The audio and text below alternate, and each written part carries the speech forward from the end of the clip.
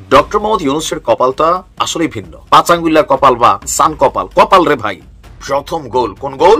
সরাসরি অ্যাকশন থেকে ডাইরেক্ট আলোচনার টেবিলে নিয়ে আসা বা বাধ্য করা বা টেকনিক্যালি পরিস্থিতি তৈরি করা, প্ল্যান বি তে চলে আসলেন, সফল হয়েছে। যে ডক্টর মোহাম্মদ ইউনূস অন্ততপক্ষে তার এই জায়গাটিতে শতভাগ সফল হয়েছেন। ডক্টর মোহাম্মদ ইউনূস যেটা দেখিয়ে যাচ্ছেন, যে পথটা তিনি বেছে নিয়েছেন, সেই পথের থেকেই কিন্তু রাজনীতিটা করতে হবে। তার মানে উনি যা বলছেন দেশকে সেদিকে নিয়ে যাচ্ছেন।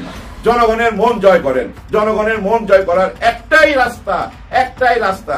বাংলাদেশ নিয়ে মার্কিন নতুন প্রশাসন রীতিমতো গবেষণা শুরু করেছেন। দফায় দফায় কর্মকর্তারা আসছেন। এখন এই পর্যায়ে সবচেয়ে উচ্চপদস্থ কর্মকর্তারা আসছেন। সর্বোচ্চ ক্ষমতা সম্পন্ন তিনটা জিনিসই অত্যন্ত গুরুত্বপূর্ণ। ডক্টর ইউনূস সরকার একটা কঠিন ঘটনা ঘটিয়ে দিচ্ছে। বিএনপির বাধার জাল ছিন্ন করে অবশেষে ঘটনা ঘটতে যাচ্ছে। দর্শক, যা ঘটতে যাচ্ছে, যে বিষয়টা এখন বিশ্লেষণ করছি, অবাক হচ্ছেন? এটাই সত্য হতে যাচ্ছে। কিভাবে বিএনপি ধরা খাবে? চীনের সাথে যুক্তরাষ্ট্রের শুল্ক যুদ্ধে বাংলাদেশ কিন্তু লাভবান হচ্ছে। পোশাক রপ্তানিতে যুক্তরাষ্ট্রে কমছে, চীনের আধিপত্য জায়গা নিচ্ছে বাংলাদেশ। ডক্টর শফিকুর রহমানকে কাছে পেয়ে বেগম খালেদা জিয়া হাউমাউ করে কেঁদে ফেললেন। বৈঠকটি হলো ভেরি সিক্রেট এবং গোপনীয়তার সাথে রবিবারে বৈঠকটি করেছেন তারেক রহমানের বাসায় উপস্থিত ছিলেন। প্রিয় সালাউদ্দিন ভাই, আপনি একটু চিন্তা করে দেখেন, চক্ষু বুঝে চিন্তা করে দেখুন, যদি বিপ্লব আজকে না হতো তাহলে আজকের বাংলাদেশের মানুষের কি কঠিন দশা হতো। আজকের আপনার হাতে বেরুরা থাকতো, আপনাকে আজকের ভারতে থাকতে হতো, দেশনেত্রী বেগম খালেদা জিয়াকে জেলের মধ্যে কিংবা গৃহবন্দী থাকতে হতো। আপনি বিএনপির এত বড় নেতা, চিন্তা করে দেখুন জীবনের কতটি বছর আপনার কেটে গিয়েছে বিদেশে। বাংলা নববর্ষ পহেলা বৈশাখে বাংলাদেশে যা ঘটেছে 1971 সালের পর সত্যি নজিরবিহীন ঘটনা, অসাধারণ দৃশ্য। ডক্টর ইউনূস প্রশংসায় ভাসছেন যে কেমন বাংলাদেশ। আসসালামু আলাইকুম দর্শক, ভিডিওর শুরুতে কয়েকটি ভিডিও ফুটেজের অংশ বিশেষ আপনারা দেখেছেন। ভিডিওগুলো দেখেই বুঝতে পেরেছেন আজকের এই ভিডিওটি কতটুকু গুরুত্বপূর্ণ হতে চলেছে। তাই সবাইকে বলবো না টেনে একটু ধৈর্য ধরে সবগুলো ভিডিও আপনারা দেখবেন। তো চলুন প্রিয় দর্শক, কথা বাড়াবো না, সরাসরি মূল নিউজে চলে যাব। যাবার আগে সবাইকে বলবো, যারা এখন পর্যন্ত আমাদের এই চ্যানেলটি সাবস্ক্রাইব করেনি, প্রতিনিয়ত এই ধরনের সকল প্রকার নিত্য নতুন আপডেট নিউজগুলো পেতে আমাদের চ্যানেলটি সাবস্ক্রাইব করে আমাদের সাথে থাকবেন। চলুন একটা লাইক দিয়ে আমরা সবগুলো ভিডিও দেখে আসি। ডক্টর মোহাম্মদ ইউনূসের কপালটা আসলেই ভিন্ন। একটা পর্যায়ে সারা বিশ্বব্যাপী তিনি পরিচিত হয়েছেন একজন সফল ব্যবসায়ী। তবে রাজনীতি করার যে শখটা ছিল, সেই 111 সরকারের পর সেটা মানে চিরতরে ওনার মিটা গেছিল। কিন্তু ভাগ্য কি জিনিস দেখেন, ডক্টর মোহাম্মদ ইউনূসের কপালটা আসলে অন্যরকম। মানে আমাদের লোকাল ভাষায় বলে যে পাঁচাঙ্গুল্লা কপাল বা সান কপাল, কপাল রে ভাই। যে সিস্টেমে তিনি মানে বাংলাদেশ নামক রাষ্ট্রটার সর্বোচ্চ পদে আসীন হয়েছেন, এরপর ওনার বিভিন্ন কর্মকাণ্ডের মাধ্যমে ব্যক্তি ইউনূস নিজেকে আলোকিত করছেন। বাংলাদেশের বর্তমান যে পরিস্থিতি, সেটাকে পরিবর্তনের জন্য বলেন, বিশ্বব্যাপী এই মুহূর্তে যে কনসার্ন পাচ্ছেন এগুলোর জন্য বলেন, বা আগামী বাংলাদেশে লুটপাট, দুর্নীতি, চাঁদাবাজি এগুলো মুক্ত বাংলাদেশ বলেন, এগুলোর জন্য জনগণের একটা অংশ, সব জনগণ আমরা বলতে পারি না, জনগণের একটা অংশ চাচ্ছে তিনি যেন ক্ষমতায় থাকেন। তো এখন গতকালকে আমি একটা নিউজ দিছিলাম যে মার্চ ফর ডক্টর ইউনূস, অনেকে এটা হালকা নিয়েছিলেন, তাই না? এবার দেখেন নারায়ণগঞ্জে কি ঘটছে। নারায়ণগঞ্জ প্রেস ক্লাব চত্বরে সর্বস্তরের জনগণের অংশগ্রহণে এই কর্মসূচি পালন করে। পত্রিকাতে এই শব্দগুলো একটু কানেক্টেড রাখা দরকার। সর্বস্তরের জনগণ এখানে আসে নাই, যারা ডক্টর মোহাম্মদ ইউনূসকে ক্ষমতা চায় তারাই আসছে। আচ্ছা, রাজধানীর ধনিয়া কলেজের সাবেক শিক্ষার্থী আলিফ দেওয়ানের নেতৃত্বে এই মানববন্ধন তৈরি হয়। সেখানে অনেকেই বক্তব্য দিয়েছেন। তাদের বক্তব্য, ফ্যাসিস্ট শেখ হাসিনার সরকারের সময় কেউ কথা বলতে পারতো না, স্বাধীনভাবে চলতে পারতো না। এখন দেশের মানুষ স্বাধীনভাবে চলতে, কথা বলতে পারছে। আগামী 2-3 বছর এই পরিস্থিতি চলমান থাকলে ভালো একটি পরিস্থিতির মধ্যে আমরা দেশে নির্বাচন করতে পারবো। একদল চাঁদাবাজি অপকর্ম করছে, আবার তারা নির্বাচন করছে। এই বক্তব্যটা সরাসরি বিএনপিকে টার্গেট করে তারা দিচ্ছে। সরকারের প্রতি তাদের দাবি, যারাই মানববন্ধনে আসছে, তো তাদের বক্তব্য যে আমরা দলমত নির্বিশেষে ওনাকে চাই এবং সংস্কার বাধ্যতামূলক এটা করতে হবে, দেশ গোছাইতে হবে। 2-3 বছর তিনি ক্ষমতায় থাকুন, সংস্কার শেষে সুষ্ঠু নির্বাচনের মাধ্যমে ক্ষমতা হস্তান্তর করবে। আর বলছেন যে দেশ থেকে ওনার নেওয়ার কিছু নাই। দেখেন, আমরা সত্যিটা বলতে হবে। তো বলছে তার বিদেশে লবিং করার ক্ষমতা আছে, এটা সত্য। ওনার স্বজন হারানোর বেদনায় যেটা উনি বিক্রি করে খাবেন, এটা আওয়ামী লীগের প্রধান যিনি ছিলেন শেখ হাসিনা ইস্যুতে বলছেন। ওনার পরিবারের কোনো ব্যাকগ্রাউন্ড নাই, এটাও সত্য। তিনি নিজের যোগ্যতা এখানে এসেছেন, এটাও সত্য। কারণ কি, ডক্টর মোহাম্মদ ইউনূস এই জায়গায় আসবেন কেউ ভাবে নাই। ওনার ব্যক্তি ক্যারিয়ারটা এতটা গ্লোরিফাই যে উনি আসার পর নিয়ে কেউ দ্বিমত করে নাই। ইউনূস সরকার প্রয়োজনীয় সংস্কার কাজ সম্পন্ন করতে পারলে একটা ভালো বাংলাদেশ গঠন করতে পারবো। সবাই একটা ভালো বাংলাদেশ চাই, যেখানে চাঁদাবাজি, লুটপাট, দখলদারিত্ব, থানা পুলিশের চামচামি এগুলা বা প্রশাসনের চামচামি এগুলোর বাইরে কিন্তু আমরা একটা বাংলাদেশ আসলেই চাই। কিন্তু এটা এত সোজা না। যাই হোক, কারা কারা মনে করেন ডক্টর মোহাম্মদ ইউনূসকে এরকম চাচ্ছেন, বা এরপর আমরা দেখলাম যে সারা বাংলাদেশ থেকে নারায়ণগঞ্জের মতন ইউনূস সমর্থকরা মার্চ ফর ডক্টর ইউনূস তারা পালন করতে যাচ্ছে। চীনের সাথে যুক্তরাষ্ট্রের শুল্ক যুদ্ধে বাংলাদেশ কিন্তু লাভবান হচ্ছে। একটা রিপোর্ট আপনাদেরকে দেখাচ্ছি, বাংলা ট্রিবিউন করেছে। সেখানে বলা হচ্ছে পোশাক রপ্তানিতে যুক্তরাষ্ট্রে কমছে চীনের আধিপত্য, জায়গা নিচ্ছে বাংলাদেশ। অন্য কোনো না, আরো চীনের মার্কেট অনেক বড়, অনেক কমবে। অন্তত পোশাক রপ্তানিতে যুক্তরাষ্ট্রে চীনের অবস্থান ছিল 1 নম্বর, বাংলাদেশ ছিল 2nd পজিশনে। সেই পরিস্থিতি কিন্তু এখন উল্টে গেছে। কেন? যেহেতু চীনা পণ্যের উপরে 145% শুল্ক আরোপ করেছে যুক্তরাষ্ট্র। বিশ্বের সবাই ক্ষেত্রে 90 দিন স্থগিত করেছে, কিন্তু চীনের ক্ষেত্রে করা হয়নি। এটা নিয়ে পাল্টাপাল্টি যুদ্ধ চলছে। 125% আরোপ করেছে চীন, তারা করেছে 145। এই অবস্থায় পুরো চাপটা এখন মার্কিন বায়াররা বাংলাদেশ থেকে কাপড় নিচ্ছে।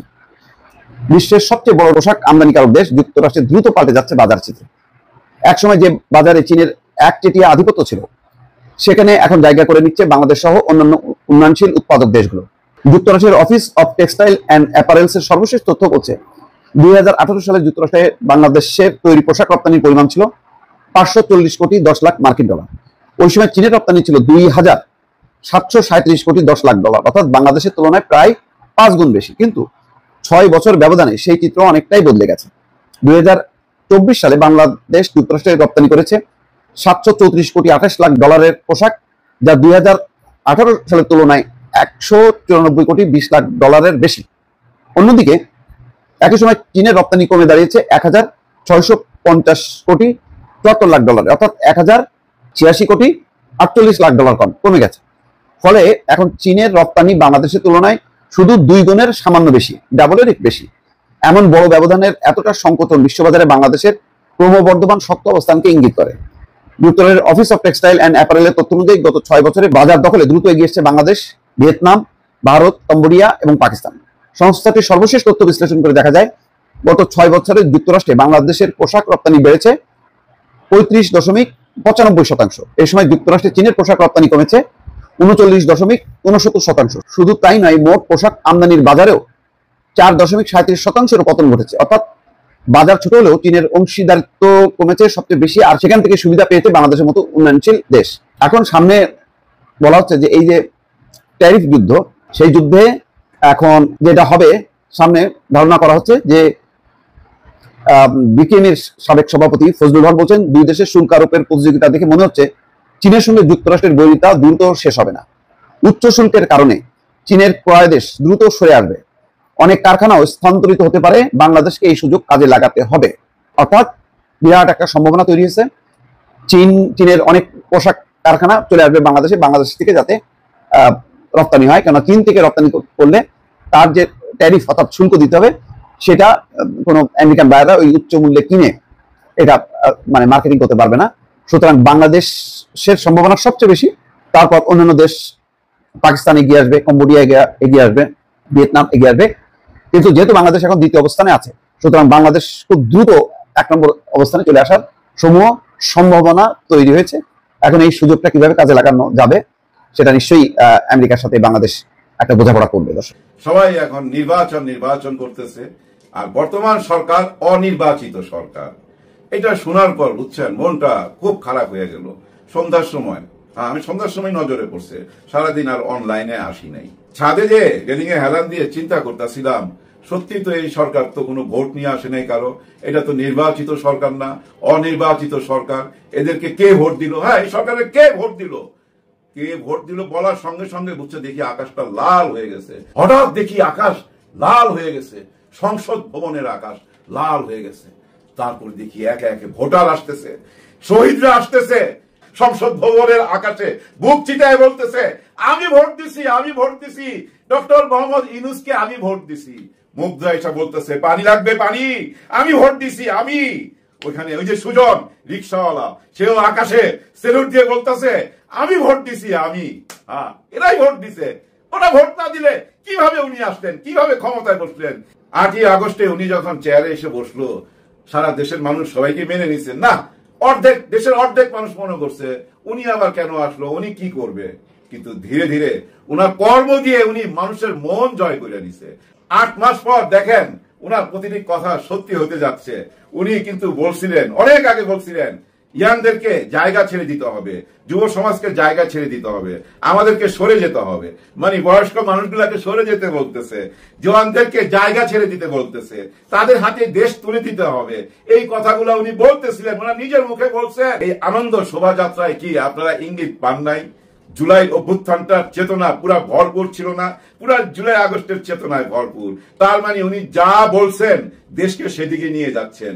উনি বলছেন কিন্তু জওয়ানদের হাতে সবকিছু ছেড়ে দিতে হবে, এবং জওয়ানদের হাতে ছেড়ে দিবে বলেই তো ওই যে এনসিপি পার্টি, এই যে বিএনপি বারবার বলে যে নির্বাচন দিতে হবে, নির্বাচন বিলম্বিত করা যাবে না, ডিসেম্বরের মধ্যে নির্বাচন দিতে হবে। বলার পিছনে কারণ আছে তো, বিএনপি বুঝা ফেলছে তো, আমরা সাধারণ মানুষরা বুঝতেছি না, বিএনপি বুঝবে না।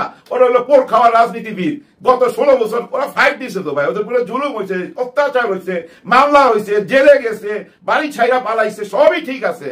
তারা কিন্তু বুঝতে পারতেছে যে বর্তমান সরকার গোপনে একটা দল গঠন করতেছে, গোপনে না ভাই, প্রকাশ্যে একটা দল গঠন করে ফেলাইছে। আর এই দলটার পিছনে সমস্ত ইসলামিক মাইন্ডের যতগুলা দল আছে সবাই আছে, সব দিক থেকে আছে, ফাইন্যান্সের দিক থেকেও আছে, মন থেকে সাপোর্ট আছে, বুদ্ধি পরামর্শের দিক থেকে আছে, সবকিছু ভাই এই দলের পিছনে আছে। সরকারের ছত্র ছায়া জায়গা যদি একটা দল হয়ে যায়, আর ওই দল যদি নির্বাচনে সুযোগ সুবিধা নিয়ে নেয় এবং নির্বাচনের আগে যদি পুরা দেশে তাদের সেটিংটা কইরা ফেলাইতে পারে, অলরেডি তো তারা তাদের প্রার্থী নির্বাচন করতেছে, কোথায় কাকে দিবে, কার বিরুদ্ধে কাকে দাঁড় করাইবে, এইসব চলতেছে। এই কথাগুলো আমার না, বিএনপি হাইকমান্ড তারেক রহমান সাহেব বলছে যে ওনারা তো ভিতরে ভিতরে নির্বাচন শুরু করে দিছে। কিন্তু আমিও বলি হ্যাঁ, নির্বাচন শুরু করে দিছে, নির্বাচন হয়ে যাবে, নির্বাচন অবশ্যই হবে 2026-এর জুনে, জুনের পরে যাবে না, জুনের আগেই নির্বাচন হবে।